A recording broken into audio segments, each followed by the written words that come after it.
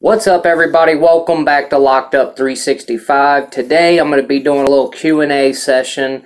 I need to get a few things off my chest about how corrupt the system really is. Real quick, I want to mention a good friend of mine, Prison Wife.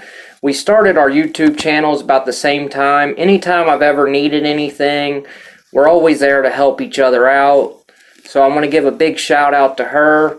After y'all watch this video, jump on over, watch some of her content. Alright, so if you've watched my previous videos, you would know that we just went through COVID. We did get through it okay, but there was a lot of turmoil in the middle of it. When we were actually at our sickest, somebody in my family, somebody I love, cherish, they get arrested for a warrant they didn't know they had, which don't do anything. She don't even speed. Like, she don't break the law in any way, but everybody has a past.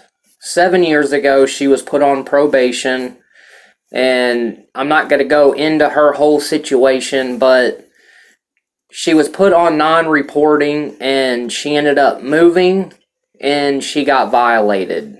Didn't even know that she had a warrant for the last 7 years. And here pops up 2 U.S. Marshals right in the middle of us going through this whole COVID ordeal. This was on a Thursday. Friday, we went and bailed her out for $5,000 cash. She was out for the weekend. She had court on Monday. We were actually still going through the COVID, so we told them at the door that we had tested positive for COVID. And of course, they didn't want us in. They wouldn't let us in the courthouse, so they gave her a Zoom link. So the Zoom link that they gave us was for February 22nd. We were 2 weeks before February 22nd, so we asked again, are you sure this is the right link? And they said yes. This is the one we always use, the county clerk said. We called 3 different times to verify because she was really, really worried because for one, we just put up $5,000 cash and we don't want to lose that. And she didn't want to go back to jail. So she was persistently calling, and we ended up the last time because I was like, man, it's just taking too long because she was supposed to have court in between 9 and 12. By 11:30, nobody had gotten on there, so I said, something's wrong, we need to call back. We got transferred up to the judge's secretary, and the judge's secretary basically flat out told us the judge is not going to see her.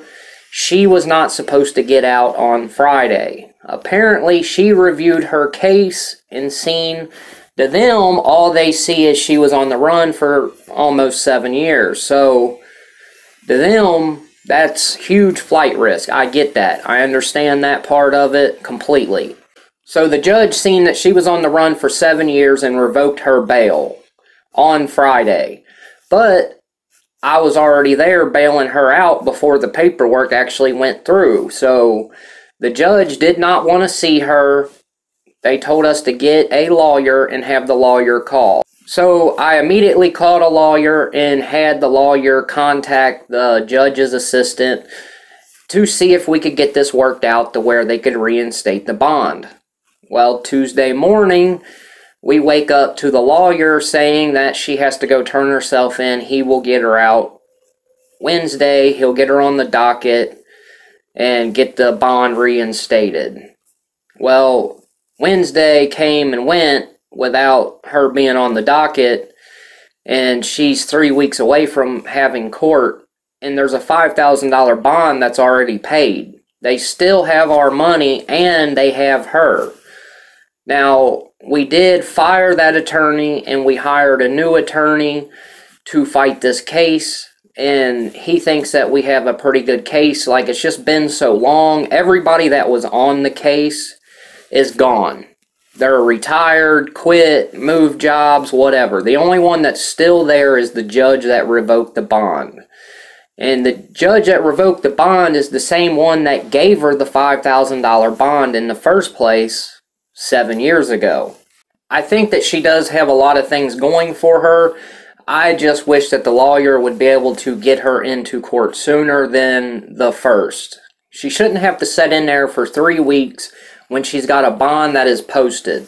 If you are like a drug addict or piece of crap, your family is not going to come up with $5,000 to bail you out. For one, there ain't no way in heck I'd bail somebody out if they were on drugs or, you know, they're just bad people in general. Nobody's going to do it. They're going to let them sit in there and figure it out on their own. Might throw a little money on their books or something, but you ain't posting no $5,000 bond. And they locked her back up, and technically we could go get the bond money back, but we have left the bond money sit there just so if they reinstate the bond money's already there, it's already paid, she'll get released immediately. So she does have that going for her, that they know somebody cares enough about her to post the $5,000 bond to begin with. The county clerk did admit to the judge that she put her on the wrong Zoom docket, so the judge does know that also. And the judge knows that she turned herself in right after the lawyer told her to. So I still don't see the point of, if this person has, regardless of who it is, if they've done everything you've asked, why are you going to make them sit in jail for 3 weeks? And supposedly they're releasing everybody because of COVID, but they took her when she was at her worst with COVID. What really makes me mad about this whole situation is I've seen people get locked up in there because I've been watching like a hawk, trying to see if she had new court dates and everything else. I've seen people in there that got locked up after her with molestation charges and everything else, and they had a lower bond than what she had. The guy had a $2,500 bond, half of what her bond was, and her case is 7 years old. She hasn't gotten in trouble in 7 years. This guy just molested a child, and they're letting him out for half the bond, and they revoked her bond on top of making us pay the $5,000.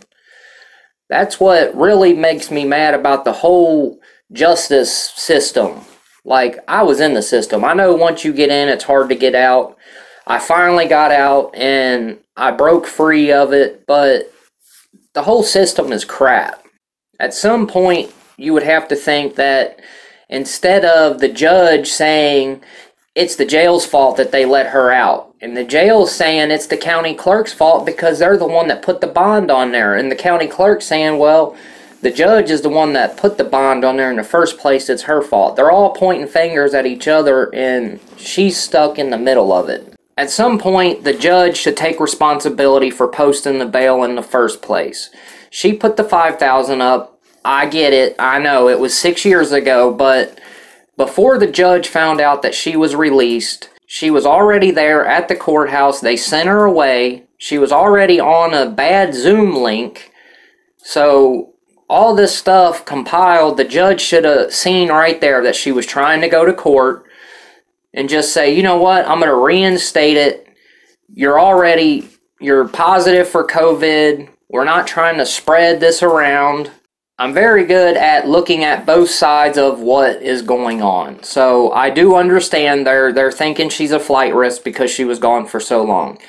And if you try to tell them that, hey, I didn't know that I had a warrant, I didn't know that I was supposed to contact a PO when I moved because I was on non-reporting, they're just going to think you're lying to them.